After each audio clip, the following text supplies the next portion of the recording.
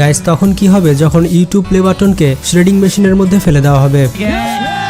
তো এই এক্সপেরিমেন্টটি করার জন্য প্রথমে একটি প্লে বাটনকে শ্রেডিং মেশিনের মধ্যে ফেলে দেওয়া হয়। তখন দেখা যায় শ্রেডিং মেশিনটি আস্তে আস্তে এই প্লে বাটনটিকে ক্রাশ করতে আছে। আস্তে আস্তে এই শ্রেডিং মেশিনটি সম্পূর্ণ প্লে বাটনকে ক্রাশ করে ফেলে। গাইজ একবার চিন্তা ভাবনা করুন, যখন কেউ তার ডায়মন্ড প্লে বাটনকে শ্রেডিং মেশিনের মাধ্যমে ক্রাশ করছে আর প্লে বাটনটি ক্রাশ হওয়ার পরে সে তাকিয়ে দেখছে ক্যামেরা অন করেনি, তখন তার কেমন লাগবে কমেন্ট বক্সে জানান। গাইজ আপনারা কি এমন বালু সম্পর্কে জানেন যেই বালুটি পানির মতো হয়ে থাকে এবং এই বালুর উপরে আপনি সাঁতার কাটতে পারবেন? আসলে এইরকম বালুকে লিকুইড স্যান্ড বলা হয়ে থাকে। সুইমিং পুলের মধ্যে এই লিকুইড স্যান্ডকে আপনি তখন পানির মতো ব্যবহার করতে পারবেন যখন আপনি এগুলোকে গরম করবেন। সুইমিং পুলের মধ্যে এই লিকুইড স্যান্ডকে ঢালার পর আপনাকে গরম করতে হবে এবং আপনি আরামসে এর ভেতরে সাঁতার কাটতে পারবেন। গরম করার পর এই বালুগুলোর ভেতরে যদি আপনি কোনো বলকে রাখেন তাহলে সেই বালুগুলো বলকে বাইরের দিকে বের করে দেবে। এইরকমই মজার মজার শর্টস পেতে আমাদের চ্যানেলটি ঝটপট সাবস্ক্রাইব করে ফেলুন।